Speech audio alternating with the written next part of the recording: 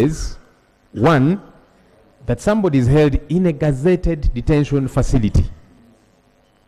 A facility that can be accessed by lawyers, loved ones, doctors, where the need arises, to be able to access this person. As we speak today, right now, Speaker, it's 2 weeks since this man was abducted. The army has conceded finally that they have him. But holding him where? Why has he not been produced in court? Because the law, which was passed in this house, talks about 48 hours for which you can hold somebody in a gazetted facility. After 48 hours, you have two options: release him or her, or produce him in court. Why has he not been produced in court? That's a big worry, right, Honorable Speaker. It's not enough to say we have him, and then you say lawful custody. How is it lawful when his loved ones, lawyers, they can't access him, they don't know where he is? Honorable Speaker, we had a similar incident not long ago. 2 Kenyan citizens were abducted in similar manner in this country. And it's good we have Kenyan legislators, Bob Njagi and Nicholas Ayo. And for days on end, everybody was wondering, where are these people? Where are these people? After a while, the head of state said, yes, we had those people, we had put them in a fridge, whatever that means, and now we have released them. The worry is, we are going against the laws that we pass. If, and by the way, none of us is above the law. If it is suspected that I have committed an offense, regardless who I am, whether I'm a priest, whether I'm a political leader, the law says, produce me in court. Maybe government needs to advise us.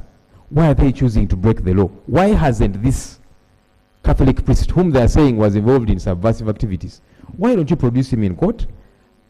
Adduce the evidence. Let there be trial.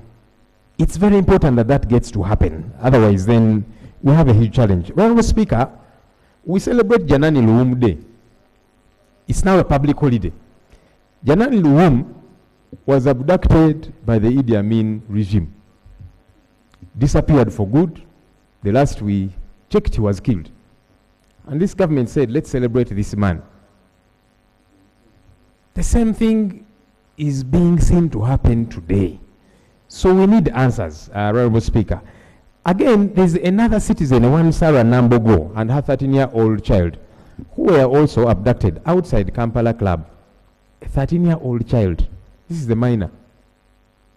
I heard from some corners that they were going to be released today. I don't know if that has happened. But the challenge is, this person was abducted on 12th December. It's been several days. Where are they being held? Why don't you arrest people properly if you think they've committed an offense, and then produce them in a court of law? Finally, Right Honorable Speaker, again, this is important for us here. So on 10th of December, the Uganda government signed a health cooperation agreement with the US government. And this is meant to be to the tune of about $2.2 billion US. The US government is meant to shoulder the bulk of it, about $1.7 billion. It's to help numerous things, strengthen our health system, enhance disease surveillance, and so on and so forth. So it's supposed to be a good thing when you think about it. But here is the challenge. As Parliament, we don't know about this huge fiscal obligation on our country. There's been no parliamentary scrutiny. There are concerns about data protection, medical data, and so on. Our colleagues in Kenya went to court because there was a similar deal signed by the Kenyan government with the US government. So citizens went to court and they said, we are concerned about data protection. And court has halted that deal. Why is government not keeping us in the loop? If it is so good a deal as it is being portrayed to be, why? Why do you not want parliamentary scrutiny? We get to know what kind of agreement is this? What is therein?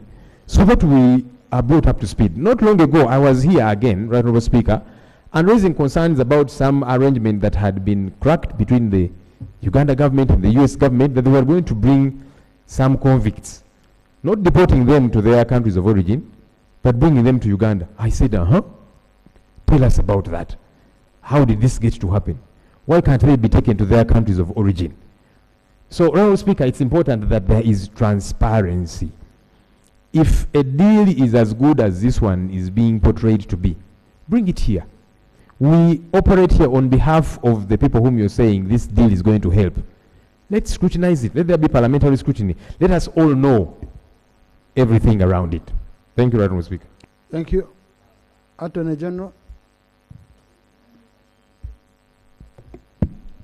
Thank you very much, Right Honourable Speaker. Right Honourable Speaker, you have reported on Electoral Commission coming here on 18th December 2025 at 10 a.m. I don't think I need to belabor that point. All the questions that LOP has raised, I'm sure we shall be able to raise them to the Electoral Commission and they'll answer them, whether it's mandatory, what happens if it doesn't work. Those we can do on Thursday when the Electoral Commission is here. We'll be happy to join and participate in that. On the violation of the laws and the manner of arrest, Leader of Opposition, you're correct. It should be done properly in accordance with the law. And if it is not, if they are arrested, they should be put in lawful custody and presented in court. And if that is not done, it is definitely unlawful. So if the facts as you state them here are what they are, then it's unlawful and there will be sanction on that. But we shall have to look at that.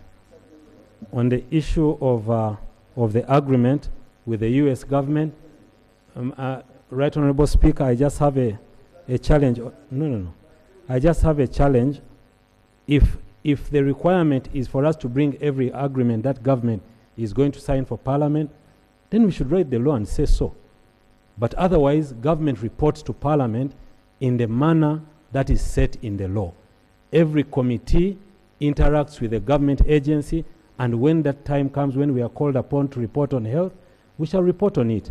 But what I can assure you, Right Honourable Speaker, is that, and honourable colleagues, is yes, government did sign an agreement, and yes, the agreement is in place, and it is within the law, and I am sure when the sectoral committee looks at it, I hope they will have the magnanimity to come here and tell the country that we did a good job. I thank you. Yeah.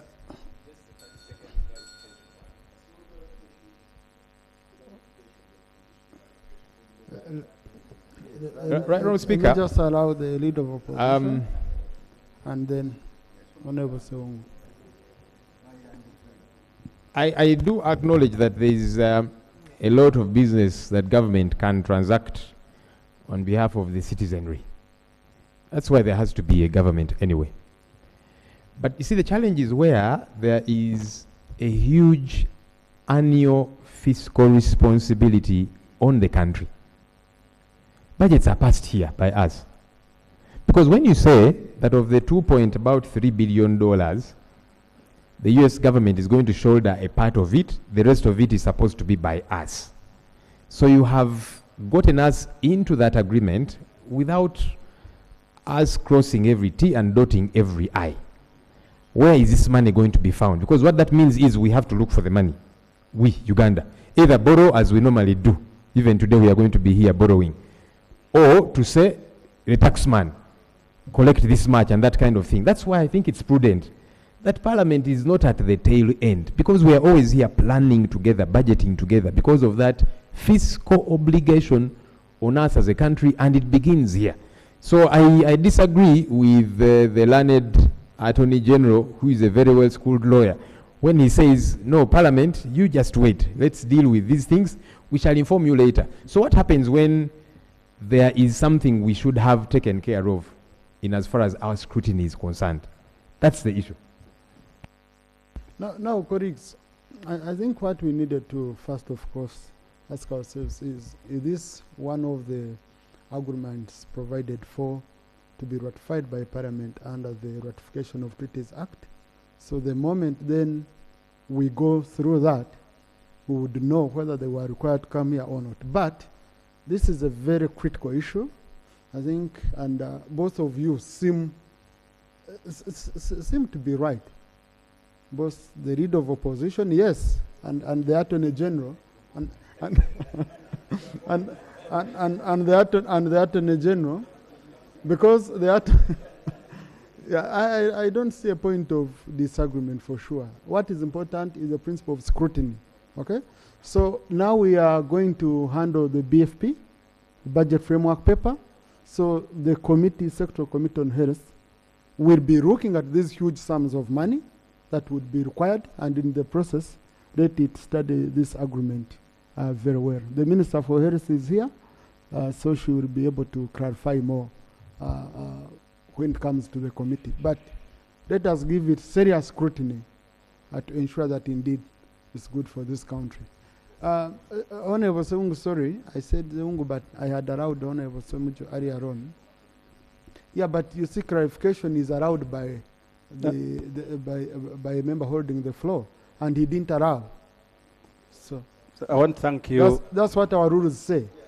Honorable Semungu. I want to thank you, Honorable Speaker, and to join you in welcoming our colleagues from Kenya. I actually thought I would say sorry for their citizens who were recently abducted. Maybe when I go to Kenya, I'll ask them to do the same, because my leader, Dr. Besigye, was kidnapped from their country. But I'll do that when I go to Kenya. Mr. Speaker. Honorable Semungu, whom are you addressing? Because our rules here, you only address the members and the speaker here. So, Mr. Speaker, my eyes were focusing on the visitor, but I am addressing you, Mr. Speaker. Mr. Speaker, now let me focus both my submission and eyes on you. And I hope, Mr. Speaker, that the government ministers who are here, 4 junior ministers and the Attorney General, will be able to answer these questions. And we don't speak like we're on a radio, television talk show. These are very serious matters, matters to do with the elections. The CDF, General Muhoozi Kainerugaba, who also happens to be a son of the president. We are lucky we are the only country with the president and his son managing defense.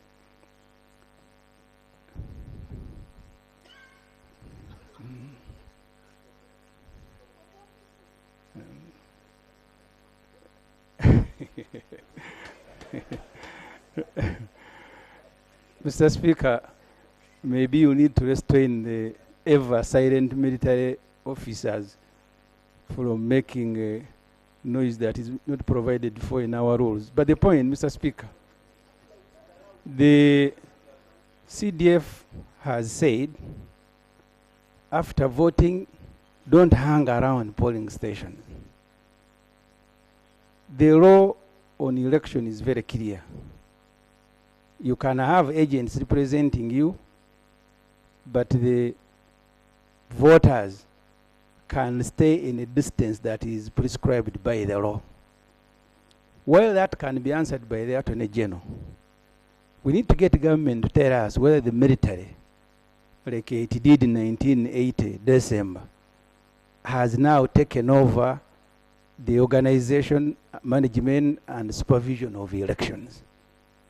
Because recently I was on a radio station and there were adverts run by the military telling people, go away after elections.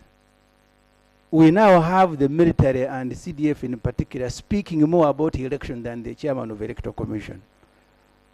The Attorney General, Mr. Speaker, if you allow, can he address himself to the law clearly and unequivocal, whether voters are not allowed to stay at a polling station like it is prescribed in the law?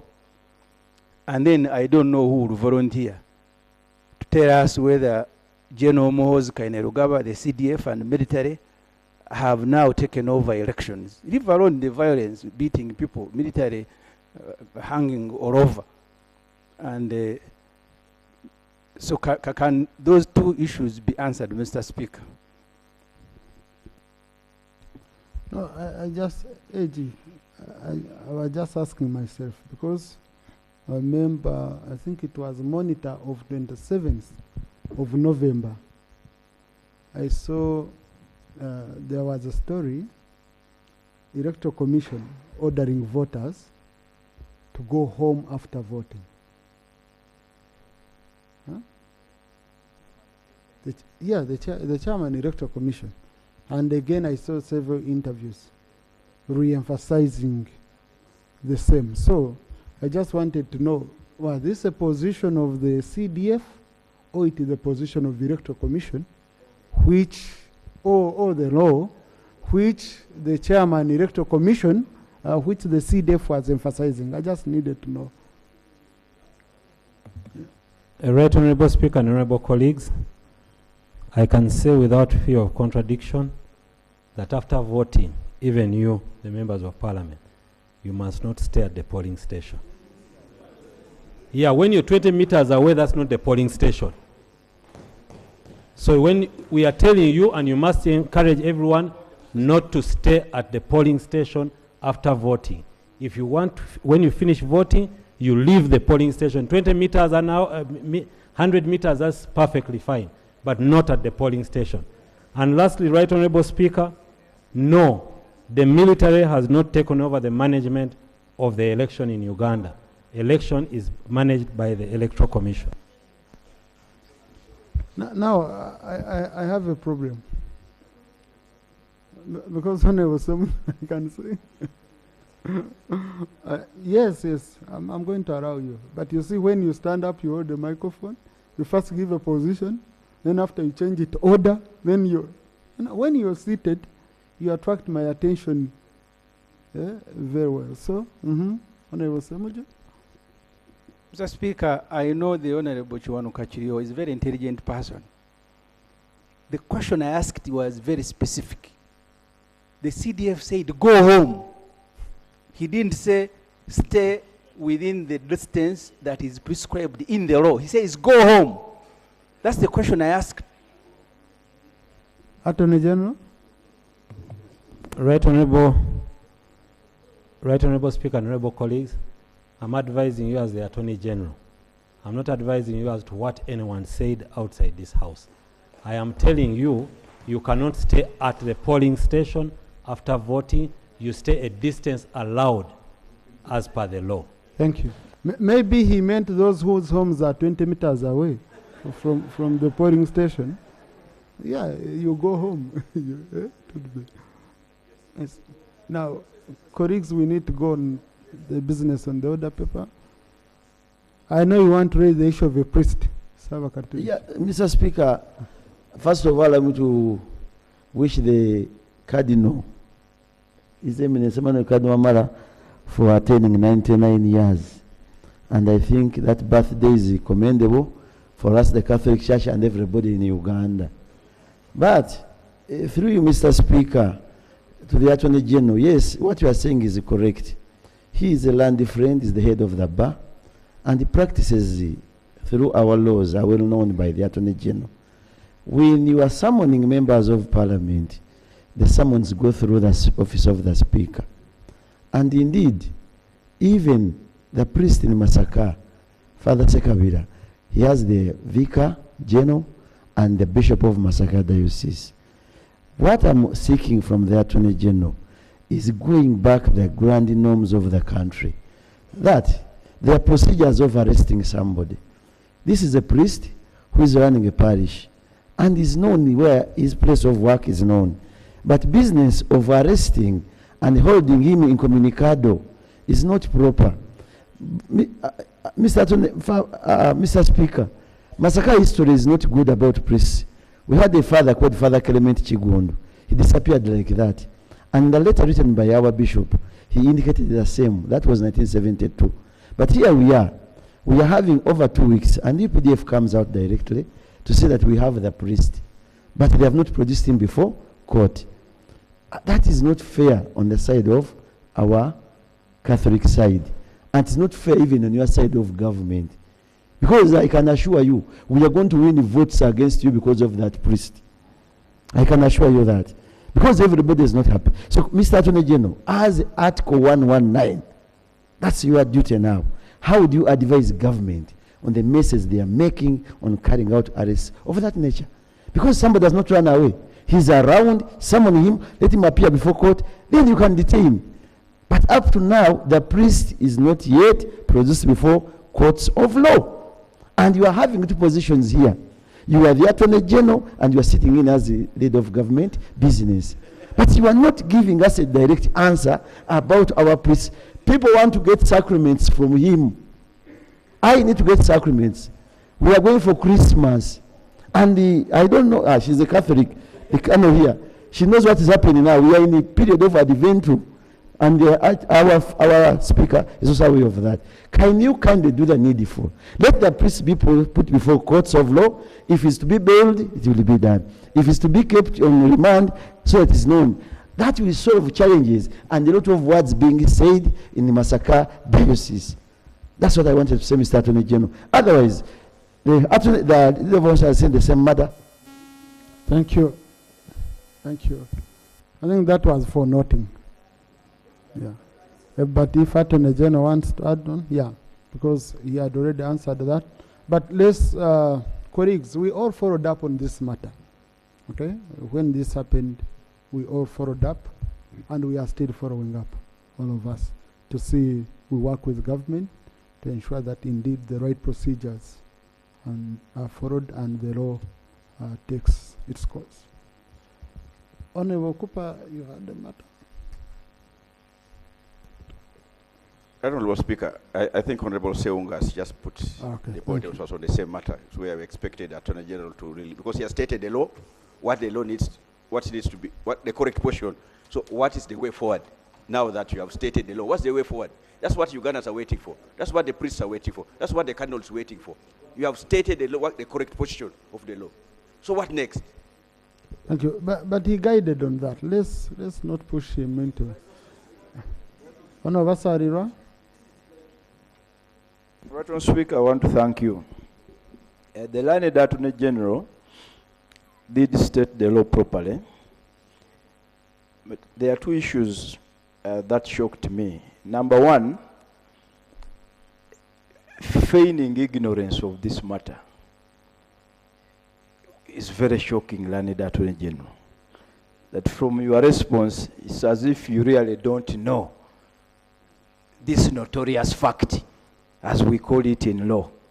Notorious in the sense that it is in the public domain. But two, you did mention that if that is the position as articulated by the leader of opposition, then there will be sanctions. That is just a statement you made. Now, who will be sanctioned? Who exactly will be sanctioned? Because the document that has been laid on the table was written, authored by the spokesperson of the UPDF. And evidently, that document reveals that they are glaring violations of the Constitution. The 48-hour rule, the irregular arrest, the irregular detention is very obvious. So I think maybe perhaps to allay our fears and give comfort, if officers in the UPDF are orchestrating the violations of the Constitution, then let it be on record that they will be sanctioned. But when you make it as light as that, and then you also feign ignorance, it really pains, because these are matters that are in the public domain. In fact, if we are talking about evidence, you and I know that this would be an issue that does not require evidence. Because information from the Honorable Ibrahim Semuju, right on speak. The information I wanted to give you, thank you, Honorable Asman, is that the Attorney General was the chairman organizing illegal events at which Moses Kainerugaba was seeking to be a president. He was the chairman.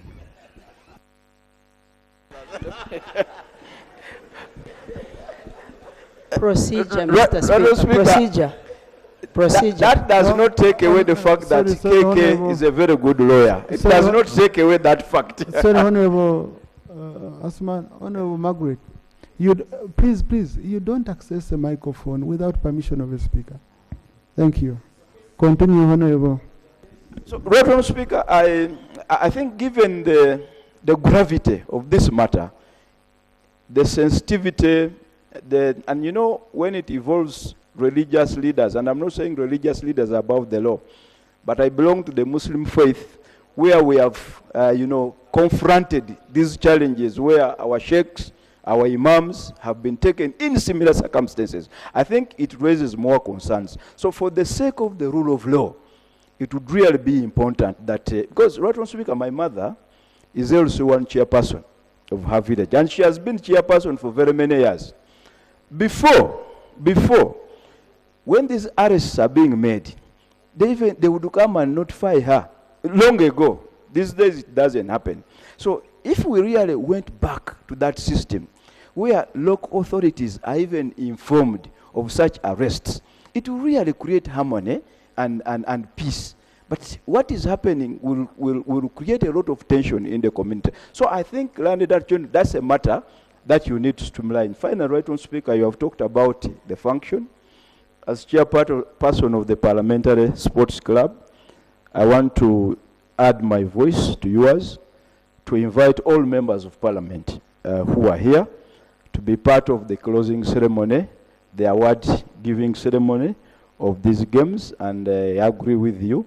This session should be fast enough because we invited our guests at 3 p.m. and I'm very sure a good number of them are there. And given that Uganda are overall champions, it will be important that we all come and participate. And the right honourable speaker here also did very well in golf, and we are going to give him a medal at that function. That Attorney General didn't play golf, and I had expected him to play, but I think next year he will be there. Took off. So, right honourable speaker, I invite colleagues to be part of the function, and also our guests, they are really invited to be part of the closing ceremony of the games. Karibuni sana wandugu. Thank you, Attorney General.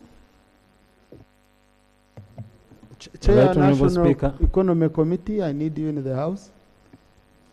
Right Honourable Speaker, I did not feign ignorance. I did not dispute the document that has been laid before the House. So, yes, government did, UPDF did state that they have this person in custody, and we are following up, like the Speaker said, to ensure that he's presented in court as fast as possible, and anyone who is found to have violated the law will be sanctioned. I cannot tell you who now, because I do not know who carried out these activities, but anyone who is found to have violated the law will be sanctioned. I take your guidance with great humility and with thanks on the reviving the issue of using of local councils when arrests are being carried out in the areas, and I will be sure to communicate this and re-emphasize it. Thank you. But did you organize any illegal parties? I apologize. Right Honourable Speaker, I take great exception. My colleague here in Parliament, even insinuating that I participate in any illegal activity. The parties were legal, and they were also invited, Right Honourable Speaker, just that they did not show up. But thank you. And that's a problem of express funds. You usually don't agree. Yeah. Next item. Item 3 on the order paper, laying of papers. 3.1, the National Budget Framework Paper, financial year 2026/2027, financial year 2030/2031.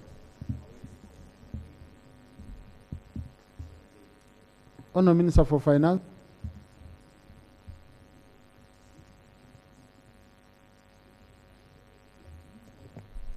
Right Honourable Speaker, I beg to lay on the table the National Budget Framework Paper for financial year 2026-2027 to financial year 2030-2031. I beg to lay. Mr. Speaker, the Budget Framework Paper is accompanied by the Certificate of Gender and Equity Compliance for financial year 2026-2027, and is also accompanied by the Certificate of Climate Change Responsiveness. I beg to lay, Right Honourable Speaker. Thank you, colleagues. The budget framework paper is referred to the Committee on Budget and other sector committees for processing, consideration, and reporting back. And colleagues, you should be reminded that the MTF has to be ported back to the House by 1st of February. So as we go into elections, we go into Christmas, we shall have to save some time and process this very important and critical document. Yes, Honorable Shadow Minister for Finance. Mr. Speaker, thank you very much. There is another certificate missing. Certificate that's supposed to attest to the truthfulness and completeness of this information you are laying.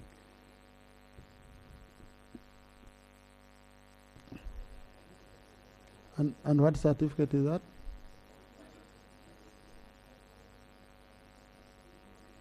Certificate of completeness?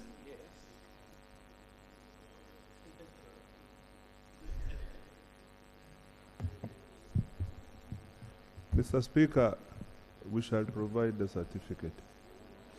Please provide that. By the time we adjourn, I will have brought okay. the certificate. Yeah, by the time we adjourn, they'll have brought it. Okay. So we shall refer to the committees. Honorable Shadow Minister, be kind to your colleague. No, the election period is not good. Eh? Okay. He has promised to bring it. I am only seeking procedural guidance from you whether he will not have to repeat the exercise, because that's the most important certificate, that the information you are providing to Parliament is complete and is accurate. No, that's okay. I'll give him an opportunity to lay it on table, and then once we are reconciling our positions in the Hansard, we shall capture it very well. Okay. Before the end of this session. Next item. Item 3.2, waiver of tax arrears for New Plan Limited. Honourable Minister for Finance.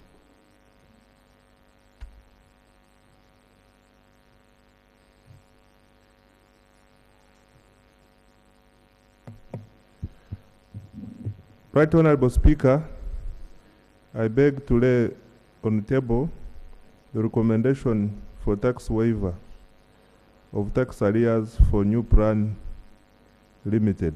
I beg to lay.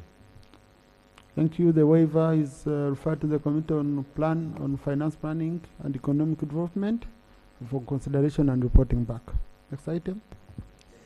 Item 3.3 on the order paper, tax expenditure report for the period July 2025 to September 2025 financial year 2025/2026. Minister for Finance. Mr. Speaker, sir, I beg to lay on the table the tax expenditure report for the period July 2025 to September 2025 for financial year 2025-2026. I beg to lay. Thank you, Honourable Minister. The report is referred to the Committee of Finance Planning and Economic Development. Procedure, Honourable Seungo. Yeah, thank you, Mr. Speaker. Through Mr. Speaker to the Minister of Finance. I've heard what he's talking about tax waiver for a certain new plan, something. But there are so many companies which are seeking for tax waiver and they're not given attention. Why bring only one and leaving out those local companies over? Honourable Seungo, you're debating the report of the committee. That's anticipation. So let's wait. Please let it go to the committee. The committee will come and report back. So, honourable colleagues, I was cross-checking with the chairperson committee on national economy so that we proceed with the next items. He has requested me for a few minutes, so I'm suspending the House for 5 minutes.